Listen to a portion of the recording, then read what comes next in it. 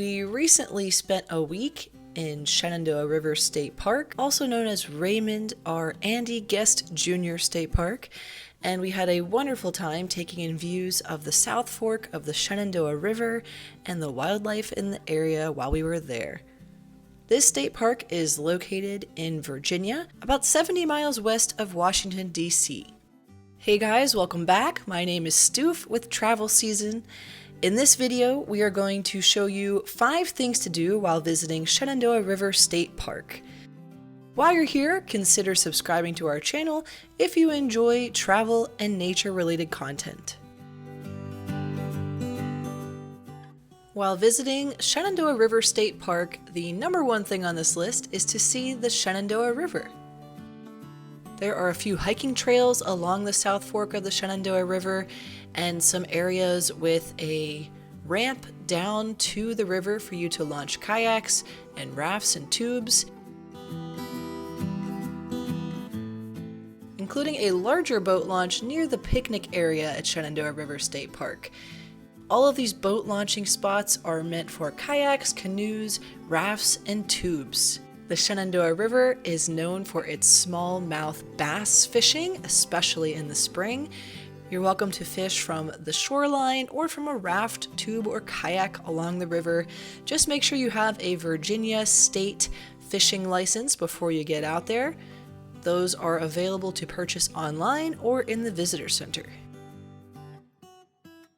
Fellow artists are welcome to set up a plein air painting station along the shoreline of the river and do some plein air painting. It's a really peaceful spot. You might want to consider bringing some bug spray with you, as there were quite a few biting gnats. Number 2 on my list of things to do in Shenandoah River State Park is to visit the Everett Colors Overlook. This is one of my favorite overlooks in the park. You can drive to this overlook or hike to this overlook. It offers a stunning view of a large horseshoe-shaped bend of the Shenandoah River.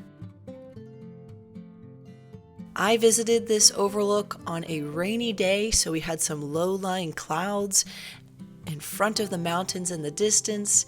It was beautiful to see, and because of the rain, there were no other people around, so we just got to take in those amazing views to ourselves. The Colors Overlook is west-facing, so if you happen to get out there on a sunny day around sunset time, this is an incredible spot to watch the sunset over the ridge in the distance. Number 3 on our list is to take a hike or go for a bike ride. There are over 25 miles of hiking and biking trails in Shenandoah River State Park. In my opinion, getting out on those trails is one of the best ways to see the native wildlife in Shenandoah River State Park, including the box turtle. Because we stayed at the campground during this week in Shenandoah River State Park, most of the trails that we tried out are close to the campground.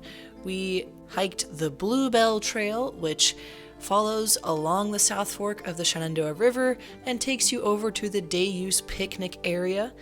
We hiked the Hemlock Hollow Trail, which takes you up an elevation to the visitor center. This is a bit more of a moderate hike. It then connects to the Overlook Trail, which continues up the hill to Colors Overlook, still a moderate hike.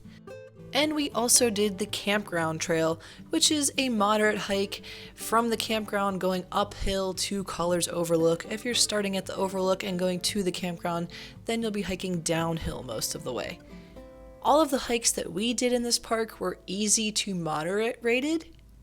And although we only hiked on a few of the trails this park offers, there are many more hiking trails available. This map shows the other hiking trails available in the state park, letting you know the mileage and difficulty level of each trail. You may have noticed by looking at this map, several of the hiking trails are also equestrian trails, so you're welcome to bring your horse. I believe there's a small fee if you do bring a horse with you to the state park. In addition, each of these hiking trails is pet friendly, so your dogs are welcome to come with you along your hike as long as they're on a leash.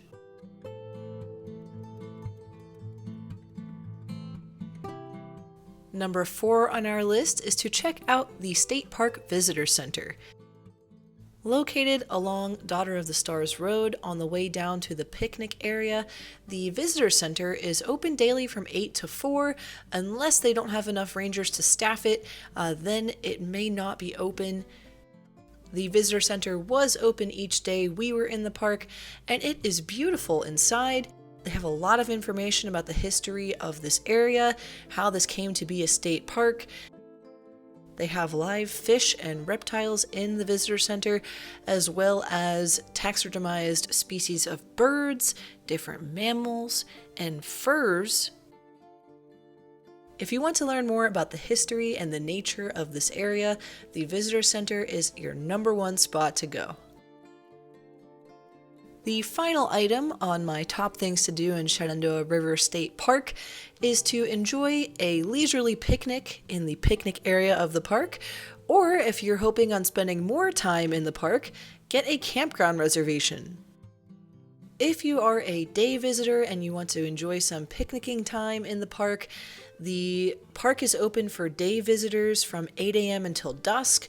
There is a little ranger fee station at the top of the hill as you're coming up the hill to enter the state park. I believe the entrance fee per day is $7 to $10 per vehicle. You can find more information about day use in the state park on the Virginia State Parks website linked under this video. If you want to spend even more time in Shenandoah River State Park, you can stay overnight at the campground by making a reservation on their website. I have a link for campground reservations in the description under this video as well. We stayed in our travel trailer in a pull-through site that had water and electric hookups. In addition to RV sites, they have 12 campsites that are right along the river near that picnic area. The campsites for tents do not have any hookups. In addition to tents, there are cabins and yurts for rent. Alright guys, so that sums up 5 things you can do while visiting Shenandoah River State Park. Those are the top 5 things that I recommend based on my experience in the park in early summer 2024. If you're wondering how much time you need to spend in this park, it really depends on how much of the park you want to see. If you have a nice weather day and you want to try a little bit of everything, I think you could get it all done in one day. However, if you'd like to see more of the wildlife, experience more of the hiking trails, and take in some different views of sunsets based on different weather each day, then I'd recommend staying up to a week in this park. If you have more questions about Shenandoah River State Park, leave a comment under this video and I'll get back to you. Have a great day and happy travels!